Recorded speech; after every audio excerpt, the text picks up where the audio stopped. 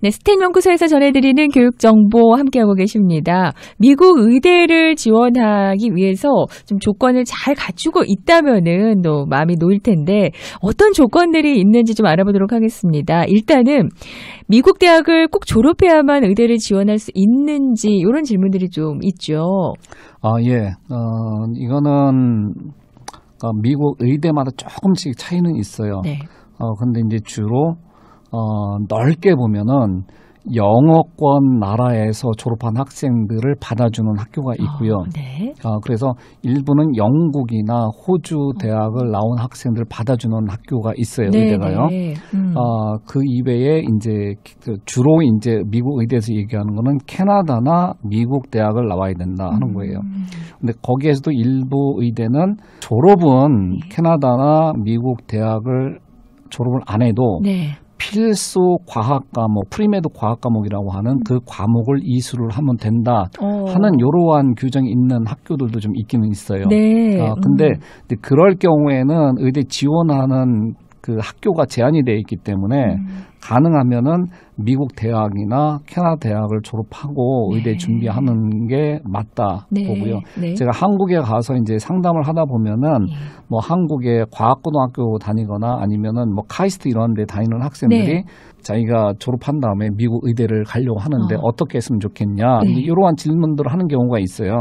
근데 그런 경우는 졸업한 다음에 미국 대학을 편입을 하거나 아니면은 지금 다니고 있는 학교를 졸업하지 말고 빨리 미국 대학으로 편입을 해서 미국 대학에서 학사 학위를 먼저 받아라 이렇게 제안을 해주는데 근데 한국에 있는 학생들 같은 경우 문제는 영어예요. 아무리 그런 자격 조건이 된다 하더라도 영어가 부족하면은 미국 의대 들어가기가 너무 힘들어요. 네. 근데 국제 고등학교나 이런 데 다니는 학생들은 그래도 영어를 좀 많이 일찌감치 배워놓고 있어서 조금 낫지 않을까 싶기도 한데요. 그거는 이제 저희 기준으로 봤을 때는 그렇군요. 영어를 잘한다고 느끼지만은 실제 여기 네이티브들이 봤을 때는 많이 부족한 것 같아요. 특히 이제 의대에서 또 커뮤니케이션이 돼야 되니까 같은 저희가 의사들끼리도. 인터뷰 연습을 시킬 때 보면은 아무래도 이제 고등학교를 아무리 국제 학교를 나왔다 하더라도 여기에 있는 학생들만큼 이렇게 단어 어휘력이 좀 많이 딸리는 것 같아요. 그러면은 유학생이 미국 의대를 갈 수 있는지 이것도 좀 궁금하실 것 같은데요. 그건 어떨까요? 유학생도 매년 미국 의대를 가요. 네. 제가 몇 번 말씀을 드린 것 같은데 한 60개 정도 학교가 유학생들이 지원을 할 수 있게 오픈이 되어 있고요. 네. 물론 이제 사립학교가 더 많이 받기는 하지만은 요즘은 주립대 의대도 유학생들을 많이 받는 추세가 되어 있고요. 네. 근데 이제 문제가 그 중에 60% 정도는 캐나다인이라는 거예요. 그러니까 만약에 1년에 한 350명 정도가 그러니까 인터내셔널 학생으로 미국 의대 합격을 하고 있거든요. 네. 근데 이제 통계를 보면 요거보다는 조금 더 많은 것 같아요. 그런데 등록하는 학생들이 요 정도 되다 보니까 이제 유학생들 같은 경우에 거의 뭐 1년치 등록금 재정 보증을 해야 된다거나 어떤 학교는 4년치를 보증해야 된다는 이런 규정도 있기 때문에 아마 경제적인 것 때문에 합격은 했어도 등록을 안 하는 학생들이 좀 있는 것 같아요. 그러니까 이런 학생들 가운데 여기서 한 60%가 캐나다 시민권자들이기 때문에 실질적으로 한국 유학생으로 미국 의대에 합격하는 학생은 제가 봤을 때는 10명 미만이 아닌가 이렇게 보고 있어요. 근데 못하는 건 아니군요. 합격할 가능성이 있는 거군요. 유학생도. 그렇죠. 저희도 매년 유학생 신분으로 의대를 합격을 하는 학생들이 나오고 있거든요. 근데 이제 유학생 신분으로 미국 의대를 갈 때는 어떻게 해야지 내가 유학생 신분으로 미국 의대에서 인터뷰를 받을 수 있는지 이거를 좀 정확하게 알고 준비하는 게 좋고요. 무조건 성적이 좋고 막 그렇다고 해서 유학생을 뽑아주는 건 아니에요. 왜냐면은 성적이 좋은 학생들은 너무 많아요. 근데 약간 저희가 이제 생각했던 거는 경험을 해보니까 유학생이 인터뷰 받는 게 힘들지 일단 인터뷰만 받게 되면은 일반 시민권자나 영주권자나 합격할 기회는 똑같다 보시면 돼요. 그래서 만약에 유학생 신분으로 미국 의대를 준비한다 했을 때는 내가 어떻게 해야지 인터뷰를 받을 수 있는가. 그러니까 의대에서 보는 거는 가장 중요한 건 성적은 어느 정도 이상이면 되는데 그 이외의 활동에서 얼마나 열심히 열정을 보이게끔 했는지 이런 거를 다른 학생들하고 비교를 했을 때 눈에 띄게만 해주면은 충분히 인터뷰를 받을 수 있다고 봐요. 네. 그럼 이제 미국이나 캐나다에서 대학을 나왔을 때 아무래도 지원할 수 있는 그 조건이 좀 충족이 된다라고 말씀하셨는데요. 그 밖에는 어떤 조건들이 있을까요? 그 밖에는 이제 의대에서는 의대를 지원하기 위해서는 꼭 수강해야 된다 하는 이런 과목들이 명시되어 있죠. 그것이 이제 프리메드 과목이라고 말을 하죠. 뭐 영어 1년, 수학 1년 이렇게 되어 있는데 영어 같은 경우에도 주로 이렇게 라이팅 인텐시브 코스를 들으라고 명시가 되어 있고요. 또 수학 같은 경우에는 뭐 캘큘러스 한 학기, 다음에 통계학을 들어라 이렇게 되어 있고요. 통계학 한 학기를 들으라고 되어 있고 또 1년이긴 하지만은 수학을 뭐 캘큘러스를 1년 듣는 것보다는 통계학을 한 학기 듣고 캘큘러스 한 학기 듣고 또 일부 뭐 존스 홉킨스나 이런 명문대 의대 같은 경우에는 통계학을 들을 경우에는 바이오스탯을 들어라. 그러니까 생물 통계학을 들어라. 또 생물 통계학을 듣고 또 에피데미올로지 수업을 들어라. 이렇게 가이드라인을 좀 자세하게 준 학교들이 꽤 많아요. 그리고 또 일부 이제 물리도 이제 1년을 들어야 되고요. 근데 물리 같은 경우에도 이렇게 그 의대에서는 좀 디테일하게 명시가 되어 있어요. 물리학 중에서도 뭐 광학, 약간 그 유체역학, 뭐 이런 쪽을 더 이제 열심히 뭐 들어라. 이렇게 되어 있는 것들이 있기 때문에 만약에 특정 학교를 준비한다고 했을 때는 그 학교 웨브사이트 들어가서 필수 과목들을 어떻게 또 언급이 되어 있는지를 보는 게 좋고요. 또 화학 같은 경우에도 이게 그 우리가 그 MCAT을 가르치다 보면은 이 많은 과목을 다 커버하기가 너무 힘들어요. 근데 의대에서 중요시하는 이러한 파트가 있는데 그걸 중점적으로 공부를 하면은 아마 MCAT 공부하는 것도 쉬울 거예요. 근데 화학 같은 경우에도 이제 뭐 그 키네틱스라든가 아니면은 엑시드 베이스 이런 이퀄리브리엄, 평형 이런 거에 대해서 자기네들이 이제 좀 집중적으로 들어라 이렇게 강조하는 이런 부분들이 있어요. 근데 그런 거 위주로 공부를 하면 될 것 같고요. 그리고 뭐 유기화학이 있고 생화학이 있고, 근데 생화학 같은 경우에는 이제 한 학기만 들어도 된다고 이렇게 되어 있고요. 물론 여기에 있는 생화학을 제외하고는 모든 과목들은 실험까지 다 포함이 되어 있어요. 근데 일부 학교는 화학은 2년으로 되어 있거든요. 그러다 보니까 일반 화학 1년, 그다음에 유기화학 한 학기.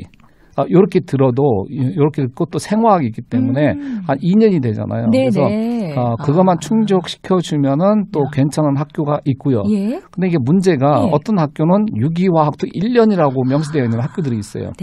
그러다 보니까 가능하면은 그런 제한이 없이 모든 학교를 지원하려고 했을 경우에는 일반 화학 1년, 또 유기화학 1년, 생화학 한 학기 이렇게 들어주는 것이 좋고요. 그 이외에 또 추천해 주는 과목들이 있는데 의대에서는 제네틱스, 그러니까 유전학을 한 학기 들으라 이렇게 되어 있고요. 만약에 바이오케미스트리에서 생화학에서 1, 2 유닛 정도의 그 유전학이 있다고 하면은 그거를 커버를 해도 된다 이렇게 되어 있는 학교도 있고요.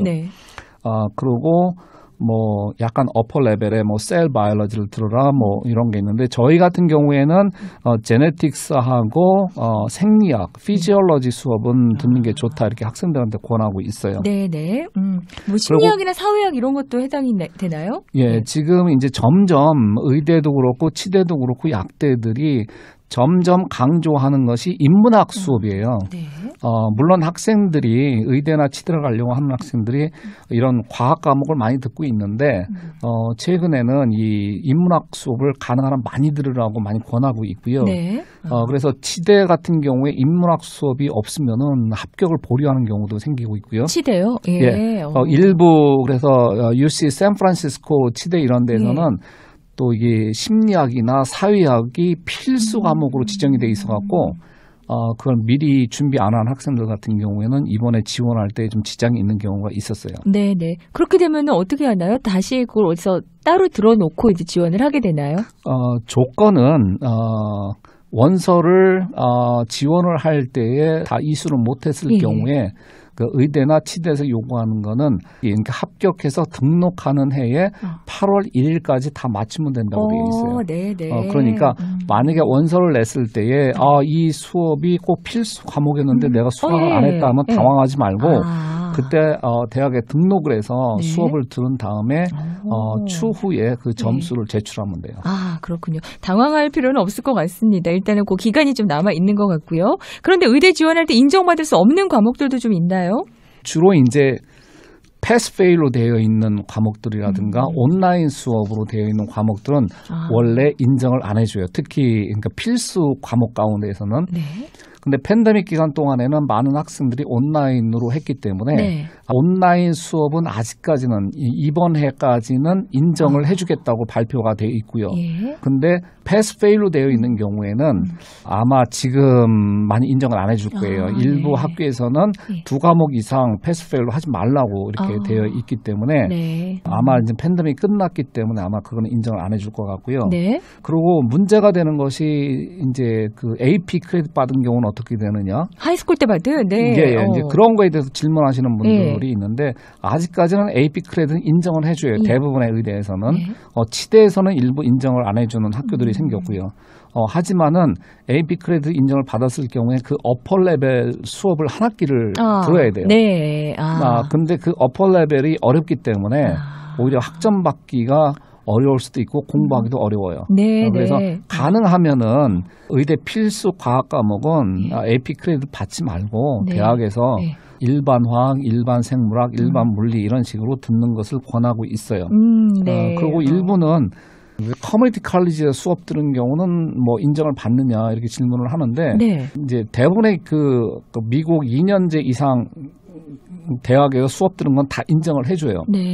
다만 약간의 그 퀄리티 때문에 존스 홉킨스나 이런 데서는 만약에 커뮤니티 칼리지에서 수업을 들었다고 하면은 다니는 학교에서 그 어퍼 레벨을 들어라 이렇게 많이 권하고 있어요. 그래서 무조건 뭐 한 과목 정도는 너무 우리 학교가 너무 어려워서 그냥 쉽게 하겠다 해서 커뮤니티 칼리지에서 수업 듣는 거는 큰 문제가 되지는 않을 거예요.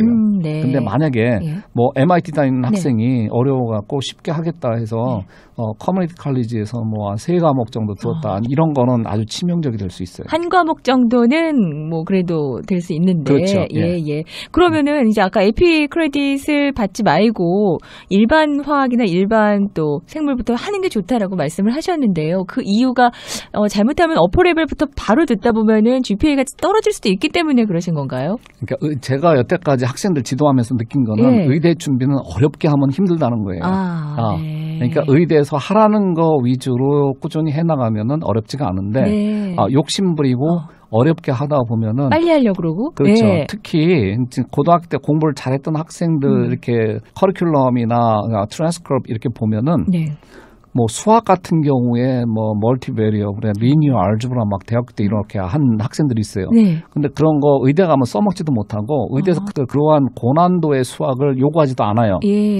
단순히 그 의대에서 추천한 거는 캘큘러스, 그러니까 미적분학하고 그다음에 통계학 정도면 충분하다는 거예요. 근데 그 어퍼 레벨은 뭐 리니어 알gebra 이런 걸 듣느냐고 고생하면서 하는 것보다는 그냥 의대에서 권하는 거 위주로 하면서 그 이외에 여러 가지 의료 활동이나 이런 거에 더 치중하는 게 오히려 의대 진학하는 데 훨씬 유리하다는 거예요. 너무 어렵게 가지 않을 수 있는 방법이다라는 말씀이시고요. 일단은 이제 그런 과목에 이어서 MCAT 점수가 또 필요한 걸로 알고 있는데 MCAT 점수 없이도 의대를 진학할 수 있는 방법이 있나요?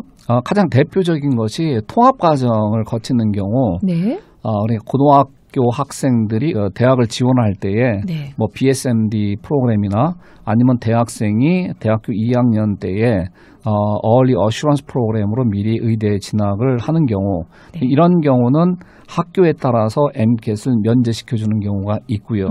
또 인문학을 전공, 그러니까 non-science를 전공한 학생들이 졸업 후에 특정 그 포스펙 프로그램을 할 경우에 약간 링크되어 있는 이런 의대에서는 일부 MCAT을 면제를 해주고요. 그 웨이브를 해주고 인터뷰 갖고 합격, 불합격을 하는 경우가 있어요. 그러한 경우 프로그램을 잘 찾아서 하면은 오히려 어렵지 않게 의대 진학할 수 있는 방법도 있죠. MCAT 점수를 받기가 그렇게 어렵기 때문에 또 이거 이제 이런 방법이 있다면 도움을 받을 수 있을 것 같다는 생각을 하시는 것 같고요. 또 하나는 이제 활동들이 필요하지 않을까 싶습니다. 어떤 활동들이 필요할까요? 제일 중요한 거는 그 의대는 의료인을 배출하는 기관이기 때문에 네.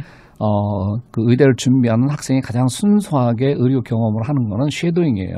그 의사가 환자를 어떻게 진료하는지 그림자처럼 따라다니면서 관찰하는 거.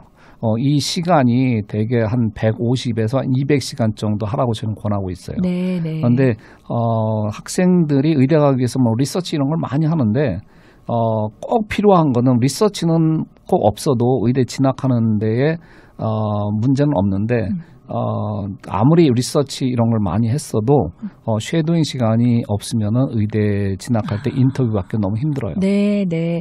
요런 점들, 그러니까 여러 가지 활동들, 그리고 MCAT 점수를 이제 잘 받기 위한 그런 도움, 또 과목과 관련해서도 스템 연구소는 이런 정보를 좀 많이 도와주시는 것 같아요. 그렇죠. 이제 저희가 이제 경험을 많이 했기 때문에 네. 무엇을 해야지 의대에서 관심을 갖는지 이제 이런 걸 많이 경험을 했잖아요. 이제 인터뷰에서 우리 학생들의 활동 가운데 어떤 거에 관심을 가졌는지 이런 걸 알기 때문에 네. 저희는 이제 그거 위주로 의대에서 관심을 갖고 또 많이 하라고 권하는 이런 것들이 있어요. 어떤 네. 의대는 아예 발표를 한 학교가 있어요. 네. 의대 지원한 학생들 같은 경우에 이런 거 하면 좋다. 네. 발표한 게 있기 때문에 이제 그런 거 위주로 의대에서는 무엇을 중요시하는가. 네. 많은 학생들이 그걸 잘 몰라요. 근데 이제 대표적인 것이 이제 쉐도잉도 있지만은 네. 튜터링 익스피리언스예요. 그러니까 어떤 그 커뮤니케이션 스킬을 임프루브하는 것 중에 가장 좋은 게 딴 사람을 가르쳐봐라 하는 것 같아요. 예. 그래서 의대에서는 그 튜터링 하는 것을 많이 권하고 있어요. 네, 네. 이런 정보들 이제 함께 나누실 수 있는데 상담을 원하시는 분들은요, 스템 연구소에 문의해 보시면 좋을 것 같습니다. 스템 연구소 714-264-2244, 714-264-2244번으로 하시면 되고요. 스템 연구소 웹사이트 들어가 보시면은 여러 가지 프로그램들 다양하게 나와 있습니다. 한국에서도 문의하실 수 있고요. 오늘 스템 연구소의 폴정 박사님과 함께했습니다. 고맙습니다. 예.